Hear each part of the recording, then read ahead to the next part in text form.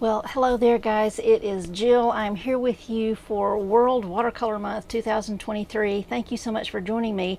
I'm going to be sharing about 5 videos with you this month and using different prompts that have been provided to us by World Watercolor Month. And the second one is today. So I'm going to be working on the prompt called mechanism. And so I took some time to think about this. As a landscape painter, mechanism isn't something that really works its way into my visual vocabulary a whole lot, but if you've been following me for a while, you know that we're traveling full time and painting all the different destinations that we see. And so when we came through Santa Fe just a few weeks ago, we were in Canyon Road, where all of the art museums, or the art galleries are, and sort of the art district, one of the main art districts there in town. Beautiful area full of Pueblo buildings, and many of them are like some of the original, Pueblo construction that was done back there, just decades and decades ago. And one of the, one of the galleries that we went into is actually constructed within one of these older buildings, and some of the latch work on the doors and windows, it was just fascinating to me. And I kind of enjoyed looking at some of the millwork and that type of thing, inside the buildings, rather than some of the work that was there.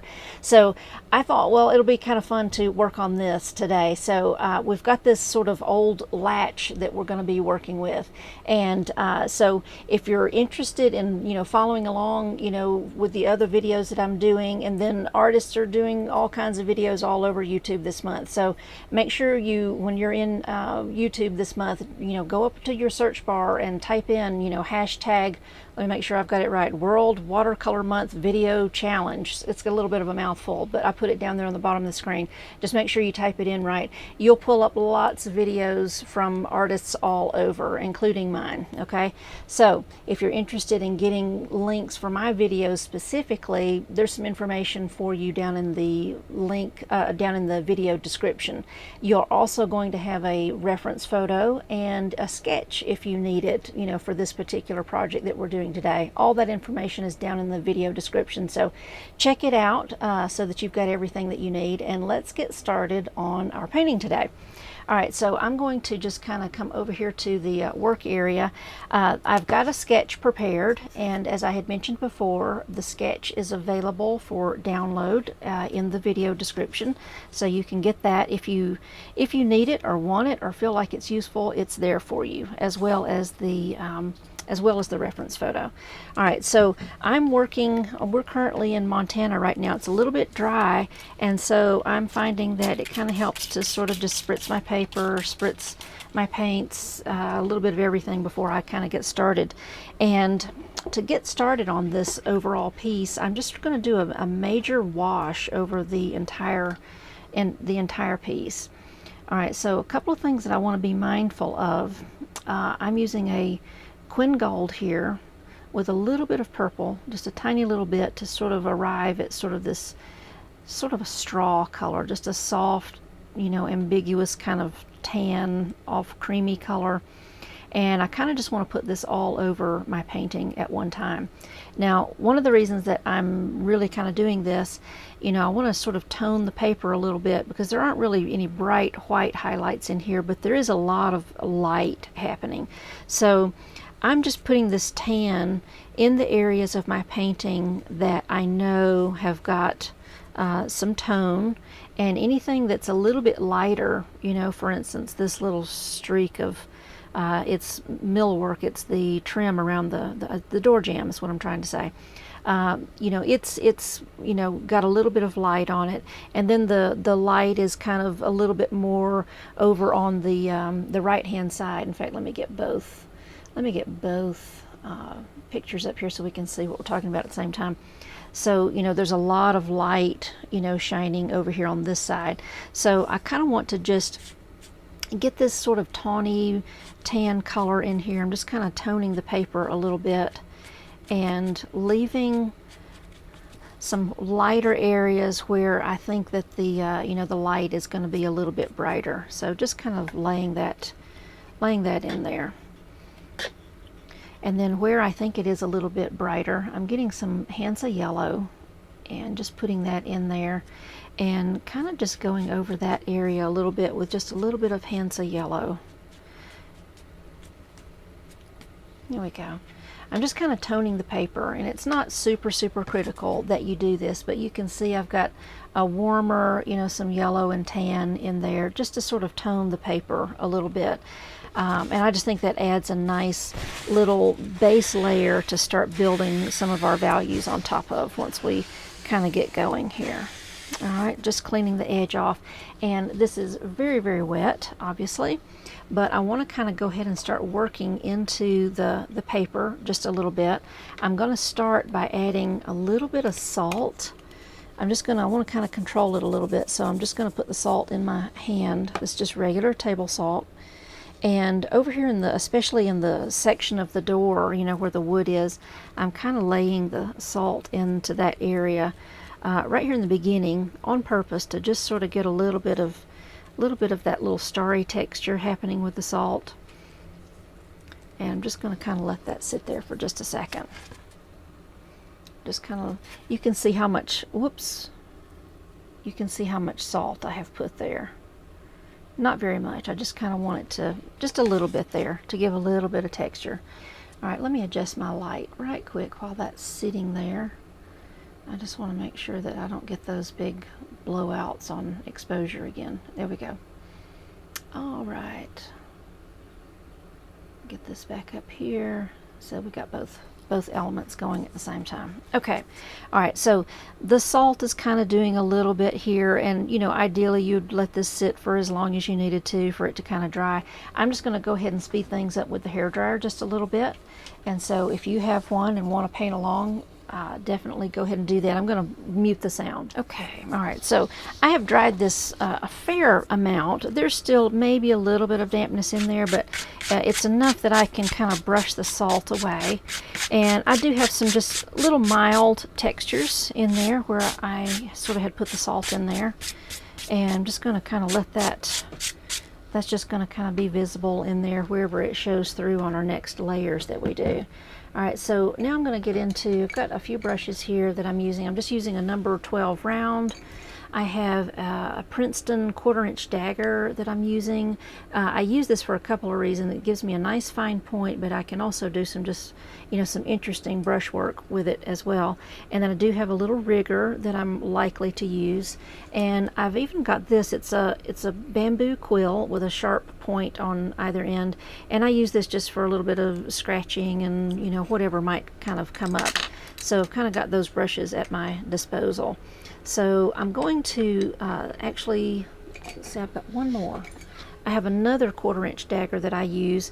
I use this primarily in place of like a number 6 round. I used to use one of those pretty much exclusively, but I have kind of switched over years ago using this little 1/4", a little short 1/4" dagger instead of that number 6. So it just is a little small brush that lets me get some details in without being too small. All right, so we're in a park area in Montana today, and I'm starting to hear some music outside, and I don't know if there's some kind of event going on, but we're just going to kind of keep going here. So if you hear it, it's pleasant music, so we're just going to kind of keep going with it. So I'm using a little bit of my neutral tint here. This is a Daniel Smith neutral tint, and I'm going to kind of jump into the painting, starting to work on this metal work first. So I'm going to take a little bit of my Quin Sienna, and you can use a burnt sienna to sort of mix with that neutral tint. It sort of warmed it up a little bit so that it's not quite a cool gray, but just kind of a softer gray. So I'm going to go over just a really light wash of this neutral tint that I warmed up with some sienna over the little latch work here, everything that's this wrought iron work here. And it's just a real sort of soft, it's not very dark, just kind of laying it in a nice medium tone, just going over the whole thing, almost like a silhouette. I can still see my little sketch underneath that's in there. I'll be needing to refer to that later, but just using my smaller brush to kind of go over all of this. And you know, I'm not going for a super high detailed realistic painting necessarily. I did take some time to produce a sketch that was, you know, as accurate as I felt like I could do, and I'm just going to let my brushwork though be a little bit more loose. So just kind of going over all of this, just making a silhouette, no details, no anything like that. I'm just like, you're just kind of getting in a base tone of color, of pigment. You can see it's just like a silhouette, not a whole lot going on there at all.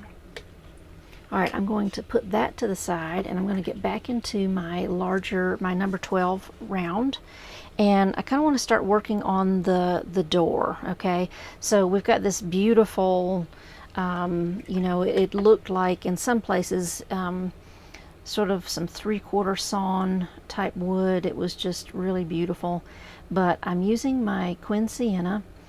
And Quin Sienna is a little bit different than burnt sienna in that it is lots more vivid, so you get a brighter orange. If you just have burnt sienna, throw a little opera pink into it to just brighten it up, to kind of elevate the chroma just a little bit. That'll help. So I want to make sure I've got plenty of this. The door is pretty big, you know, portion of the painting. Over half of the painting is the door. So I want to make sure I've got plenty to work with here. I don't want to run out. We all know that's not fun. All right, so I've got this nice big juicy puddle of my Quin Sienna, and I'm going to take just a little bit of my purple, a tiny little bit. Okay, I don't want to get dark with this. I just want to put it in there just to kind of deepen the tone a little bit. I don't want it to be a dull color. That warm wood is just wonderful, and we've put a nice warm base coat under here as well, so it's really going to make a difference. So what I want to do, I'm actually going to spritz around my door. I don't want to get right on the door handle, but I spritzed a little bit just to add some moisture to the page, and I'm literally just going to come into the door and lay in a nice heavy wash of this nice sepia, this warm orange, burnt orange. And I want to work quickly because this is a large sort of wash area, and I want to make sure I don't get a bunch of streaks. So that's one reason I kind of spritzed my paper just a little bit, and using a bigger brush just so that I can jump right through here and get the work done. I'm not being super careful about, you know, this orange brown tone. Some of it kind of overlaps the door latch in a couple of places. I'm okay with that, not concerned about it at all. All right, while that's nice and wet, I'm going to get into my Quin Gold. And I love Quin Gold because it has this warm, beautiful tone, but even more than that, it has the ability to sort of push back other color. See, when I lay it in there, see how it just pushes back against the sepia. And I'm just using it to kind of create that sort of mottled, streaky look that we see in the wood. Not talking about the little wood grain, but just thinking strictly in terms of the door, the wood itself, the actual tone of color that we're seeing. It's really got a rich, warm tone. And so putting that yellow in there, see how it just streaked in a good way, you know, and kind of pushed the wooden tone around a little bit. Just gave us some nice looking color there. All right, so while that is sitting there doing its thing, let me wipe off my tape here. I don't want that to sneak back in. There we go. All right, while that's sitting, I want to sort of turn my attention over to the you know, the millwork that's just the door frame over here. So I have sort of this yellowish tone. It's like a cream color. I'm just going to take a little bit of my Hansa yellow and what was left over here of the Quin Gold, and so I've got this nice puddle of sunshine here, but it is more of a creamy color, so I'm going to push that chroma down just a little bit. I'm going to get a tiny little bit of violet to just push in there, not too much. I don't want to turn this puddle, I don't want to turn it brown, and I don't want to turn it purple, but I'm just pushing it back down a little bit, and I'm coming right onto the dry paper and giving myself some shadow. You know, there's sort of this darker tone of ivory color that I'm seeing in some different places, you know, in the millwork. And there's a big black vertical line that runs down that's actually the space, okay, that exists between the door frame and the door. I'm actually going to just go ahead and put this creamy color all the way, you know, this ivory color, what's representing the ivory color. I'm just putting it right in the black door jamb for right now. I'm even going to let some of this ivory color come into the door, and I've got a little spot right here where I'm just going to add a little bit more. There we go. And I've got places where, you know, the colors may be moving into one another here and there a little bit, and I'm really fine with that. I want the brushwork to be nice and loose. I'm even coming in here with just some clear water to just soften edges. And notice that we don't have any dark values yet. We haven't got into that. We're not really defining any of those elements just yet. We're just really kind of getting all of our base tones in here, working big shapes, big patches of color. We'll get into some details in just a little bit.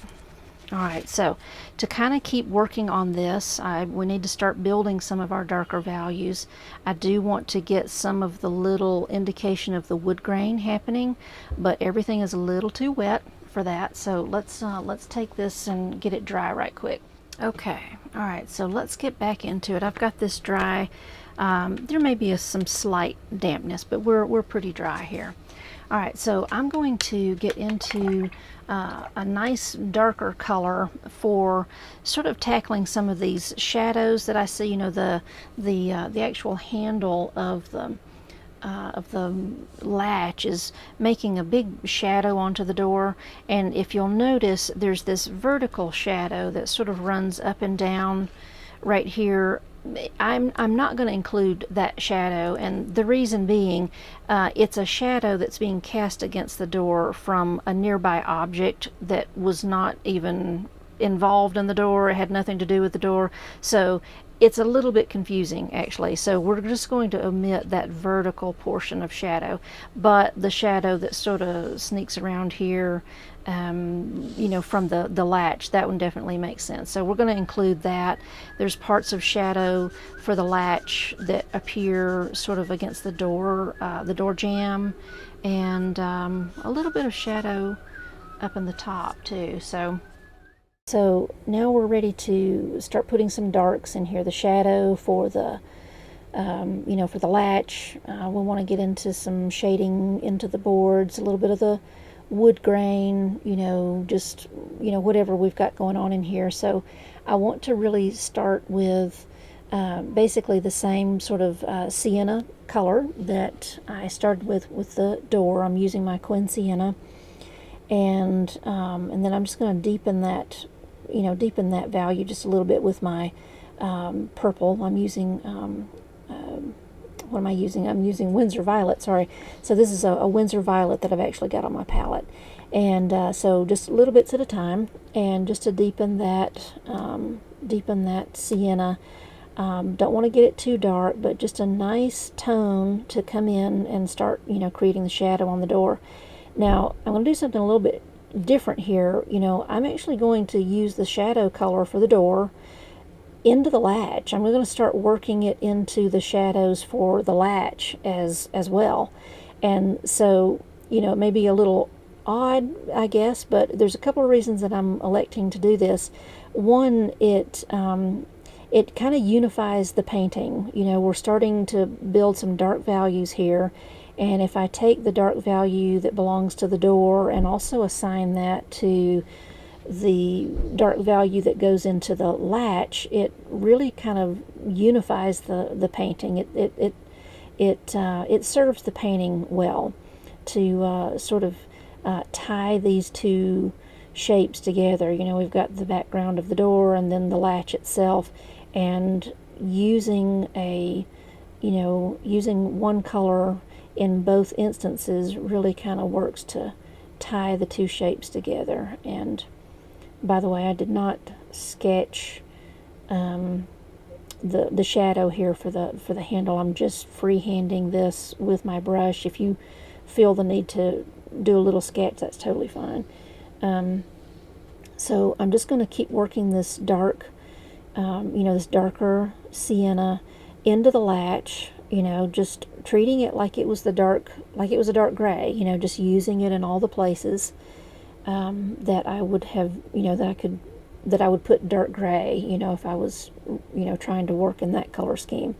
So just keep looking back and forth at the photo, and instead of putting dark gray wherever you might see it, I'm just using this brown, this darker brown, to fill in those areas to to give me that value that I want. We talk about this a lot in my membership, but value is you can't overlook it. It's everywhere. You got to really use it all the time, and value is what defines the forms.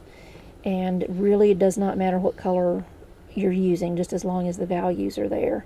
And you may have heard the saying before that value, in terms of defining form and that type of thing, value does all the work, but color gets the credit. You may have heard that term before, and as painters, especially when we're starting out, we really think that color is really telling the story, that color is getting all the work done, but it's really value, knowing where it's light, knowing where it's dark. That's what really makes the forms come to life. Really doesn't have anything to do with color. But in this instance, in many paintings, I really like to use maybe some subjective color for darker values, because it really does tie the object, the foreground object, with the background together really well. I find it true anytime I'm doing a still life, or some sort of painting like this where it's like just an object instead of landscape. It's a nice way to unify and tie those elements together, and still tell the story of form. It's getting both jobs done at the same time. Alright, so I'm just going to keep looking at my photo. I do have little bits of that light gray sort of peeking through here and there, because that still represents the lighter shapes, the lighter values, that are in the object. So it serves well to just kind of leave a little bit of that peeking through wherever it needs to be light. Just looking at my picture here, going back and forth. I'm not obviously I'm not trying to make a super realistic image, but I'm keeping a very loose brushwork, figurative type of style. But I do need to be careful and make sure that the darks go where they go, the lights go where they go. That's what keeps everything telling the story of form.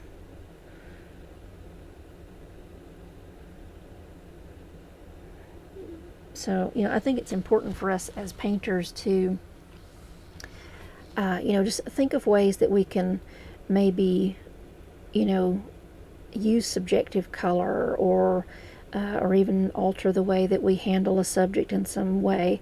You know, for instance, you know, just using the subjective color switch up here, you know, using browns for the latch, it keeps the painting soft. It keeps it, you know, you could imagine if we were adding really heavy dark black paint strokes in here, it'd be a little jarring. The door has such a nice soft glow, and that's part of the painting. The latch itself has got a lot of visual texture, but we want this foreground subject and the background to work together. We want them to belong together in the same space. And when you're making a painting, you know, there's a little bit more work involved to unify and tie all of your objects together. The camera has the luxury of just, you know, visually capturing a very, you know, relatively accurate image. Oh, this black line, I just remembered. We've got a dark black line. You know, in the photo it's a black line, but again, here in the painting, I don't want to go with really those kinds of harsh dark colors. I'm kind of using just a purple based off of the, you know, what we were already using. I just pushed a bunch of purple into it to get it darker, and that really helps tell the story of that big space between the door jamb and the door, without being jarring. You know, we don't want it to really shout at us, and a big black line would just be really out of place right here, even though I know in the photo it is black. And I'm just turning my board as well too, to get these lines in. No shame in that. Turn your painting however you need to. You just make sure the business end is where it can do its job. So turn your painting. Here we go.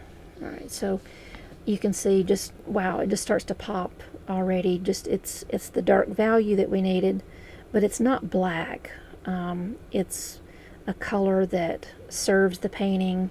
It still keeps everything soft. It lets the wood continue to glow. It lets the latch continue to feel solid, without totally just causing our eye to just stare at the big dark vertical line.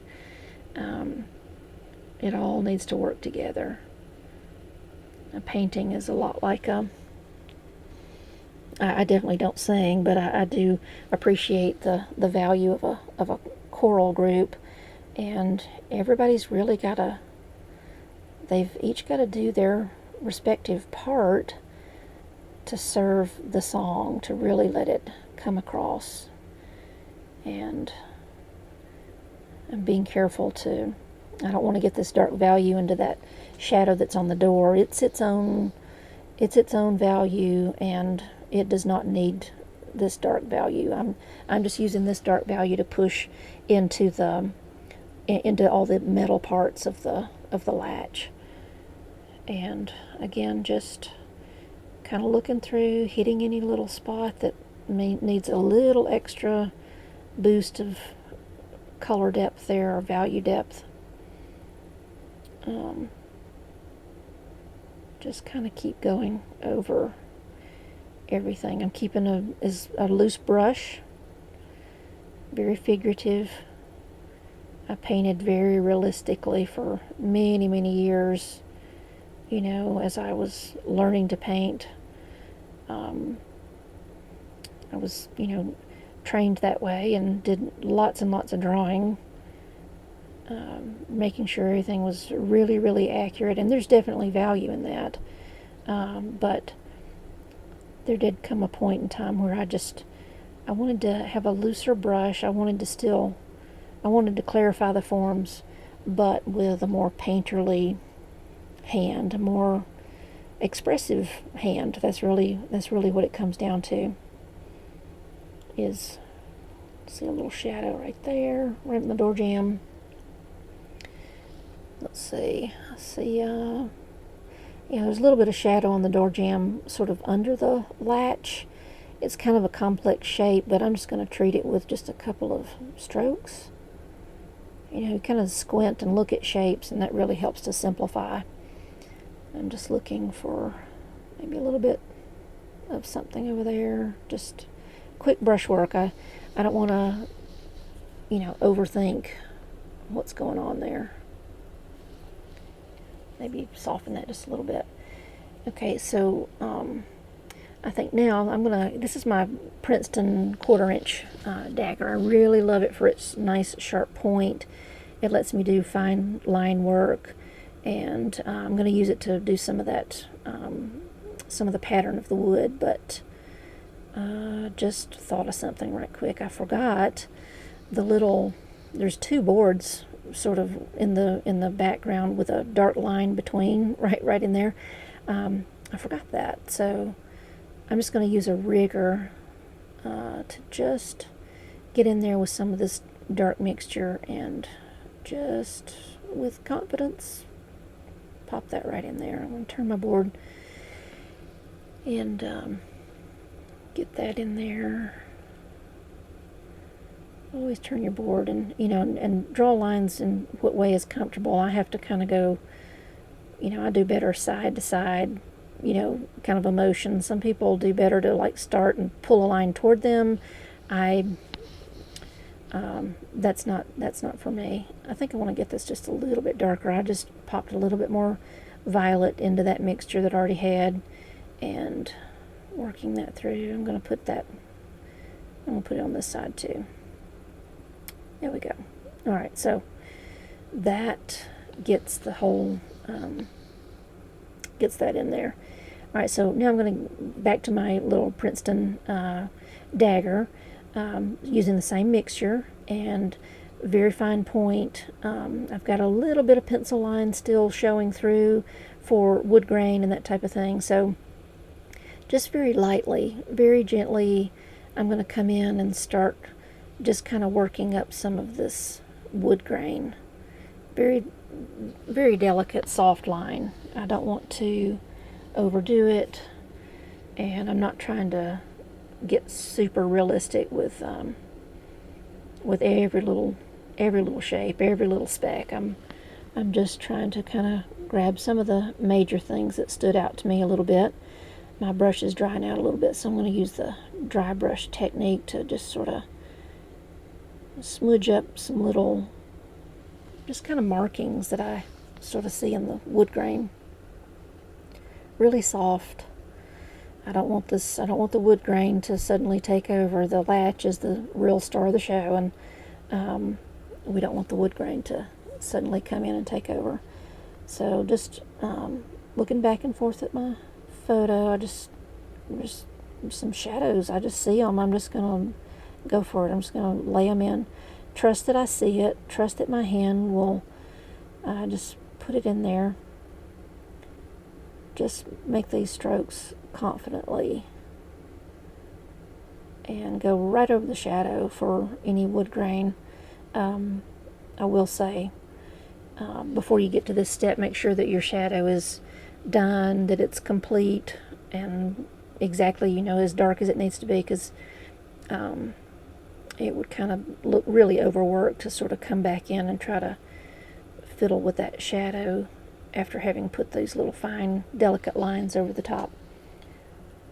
Just, you know, just a few more. I just kind of, you know, not only am I trying to emulate the wood that I see in the, you know, in the photo, I want to serve the painting, you know, paint the painting that you've got. I see the need for just kind of like with a dry brushed technique, just sort of smudging a little value right on the edges of these two, you know, of the boards where they sort of face each other right here. I know it's not really like that in the photo, but I think it kind of serves the painting. It adds a little visual interest, and just kind of has a nice wood grain kind of feel to it. There we go. So, you know, the form is really standing out here. You know, we've got maybe a few little extra values to add to kind of bring out the little screw heads or whatever those are. Will get us some darker value here. Okay, so I just came over the top of the painting with just a little bit of a darker gray, and I just kind of took some of the same, you know, gray that I was using, and with a little bit of ultramarine to kind of have a little bit of a cooler gray, and just went over some of those gray areas a little bit just to finish out, you know, the rest of that little shape right there. So, well, guys, thank you so much for joining me with this. I hope you enjoyed it. Paint with me all month. Definitely look down in the video's description to get links on the reference photo for the latch, get the reference photo for the sketch that I have put together for you, and also there's another link so that you can access all of the videos that are happening during World Watercolor Month. And if you are interested in getting links for the videos that I'm going to be doing all this month, there's a way to sign up for that too. It's down in the video description. Just look there, click that link, add your name to the list, and then I will send you a link every week for the video that I'm putting out. And be sure to, you know, type in, I'll put it back up here, type in World Watercolor Month Video Challenge, that hashtag in your search bar in YouTube, and it will pull up all of the videos that artists are doing all over the world this month. So you'll have plenty of demos to do this month, and I hope you have a great time. I look forward to seeing you on the next one, and I will see you next week. Thanks. Bye.